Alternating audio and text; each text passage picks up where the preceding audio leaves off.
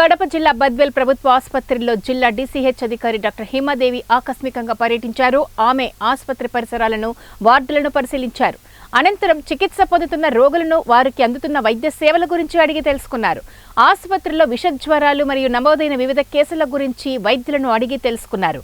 అనంతరం వారు మాట్లాడుతూ జిల్లాలో 112 డెంగ్యూ కేసులు, 9 మలేరియా కేసులు నమోదైన నేపథ్యంలో జిల్లా కలెక్టర్ శివశంకర్ సమగ్ర నివేదిక ఇవ్వాలని జిల్లా వైద్య ఆరోగ్య శాఖ అధికారి నాగరాజును ఆదేశించారని, డిఎంహెచ్ఓ ఆదేశాల ప్రకారం నేను బద్వేల్ పట్టణంలోని ప్రభుత్వ ఆసుపత్రికి సందర్శించానని, ఇక్కడ పనిచేస్తున్న డాక్టర్లకు పలు సూచనలు చేశామని, సిబ్బందిని కూడా ఎప్పటికప్పుడు అలర్ట్గా ఉండాలని ఆదేశించామని, విష జ్వరాలు విజృంభిస్తున్న నేపథ్యంలో డాక్టర్లు అందుబాటులో ఉండాలని, ఎవరైనా విధుల్లో నిర్లక్ష్యం వహిస్తే కఠిన చర్యలు ఉంటాయని ఆమె అన్నారు.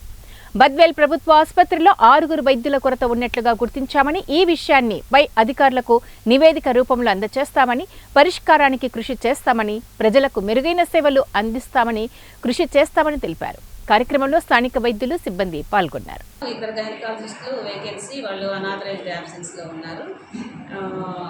మిగతా డాక్టర్స్ అందరూ అక్కడ ఉన్నారండి. జనరల్ సర్జన్స్ మనకి వేంపల్లిలో గైనకాలజిస్టులు ఇద్దరు లేరు, జనరల్ సర్జన్ కూడా లేరు.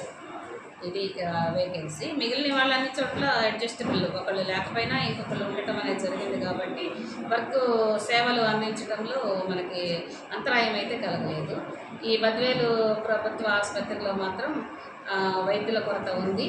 రీసెంట్గా మనకి ఇంతకుముందు అనాథరైజ్డ్ యాబ్సెన్స్లో ఉన్న ఫిజిషియన్ డాక్టరు మరలా విధుల్లో చేరటానికి సంసిద్ధత వ్యక్తం చేస్తూ డైరెక్టర్ గారికి అప్లై చేసుకోవడం జరిగింది. దాని మీద మనల్ని రిమార్క్స్ అడిగున్నారు. అవి పంపించడానికి మనకి ఆమె దగ్గర నుంచి త్రూ ప్రాపర్ ఛానల్ మనకి ఇన్ఫర్మేషన్ వచ్చినట్లయితే దాన్ని మేము వెంటనే పంపిస్తాము. ఆమె సమర్పిస్తానే మేము దాన్ని పంపిస్తాము. వచ్చినప్పుడు కొన్ని అన్నీ చెప్పుకున్నాము, టైమింగ్స్ పాటించాలి అనేది. మధ్యలో నేనైతే ఫోన్ చేసి మనకి హాస్పిటల్కి నైట్ కానీ ఇట్లా ఫోన్ చేసి కనుక్కున్నప్పుడు డాక్టర్స్ ఉన్నారు అని చెప్పారు.